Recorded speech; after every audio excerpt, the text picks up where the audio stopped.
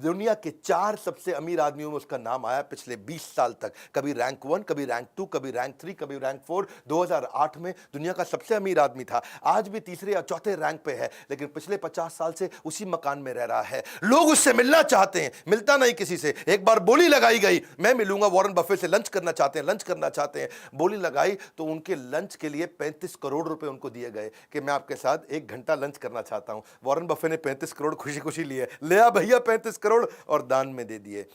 उन्होंने सोचा कि ये बड़ा अच्छा तरीका है, मेरे साथ लंच करने आ रहा है, 35 करोड़ मैं दान दे दूंगा। Living legend of investing, financial advisor है भैया। किनके?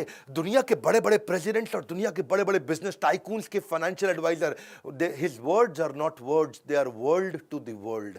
हिंदी में बोलूं क्या, उनके शब्द शब्द नहीं है, वो दुनिया के लिए पूरी दुनिया है। यानी कि वो कुछ भी बोल देते हैं भैया, गेम चेंज हो जाता है। 1970s की बात कर रहा हूं, 50 साल पहले भी वो जिस स्टॉक को खरीद लेते थे ना, उस स्टॉक का भाव अगले दिन 10% बढ़ जाता था। बात समझो, एक उसका नेब्रास्का वो स्टेट है सेंट्रल यूएस के अंदर, वहां पे उसका एक दोस्त हुआ करता था, वो बाद में माइक्रोसॉफ्ट ज्वाइन कर गया। कहानी बता रहा हूं, गेम चेंजिंग।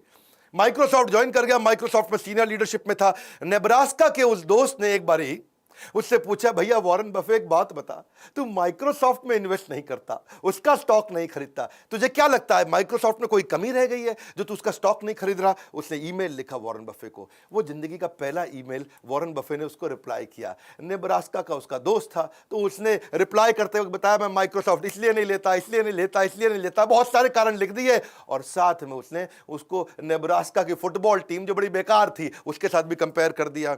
अब वो मेल तो कर दिया, एक मेल किया था, लेकिन थोड़े दिन के बाद जो वहां की सरकार थी, यूएस गवर्नमेंट, उसने उस मेल को ट्रैक करके निकाल लिया। उन्होंने उस मेल को, प्राइवेट मेल को पढ़ा, और वो उनको लगा कि ओहो हो, इससे तो हमें माइक्रोसॉफ्ट के बारे में बहुत कुछ समझ में आ रहा है, वॉरेन बफे ने ये बात बोली है। वो मेल जाकर के बाद में वॉल स्ट्रीट जर्नल के अखबार में छप गई। इसको बहुत बुरा लगा, मेरी प्राइवेट ईमेल पहली बार लिखी थी और सरकार ने निकाल करके अखबार में छपवा दिया।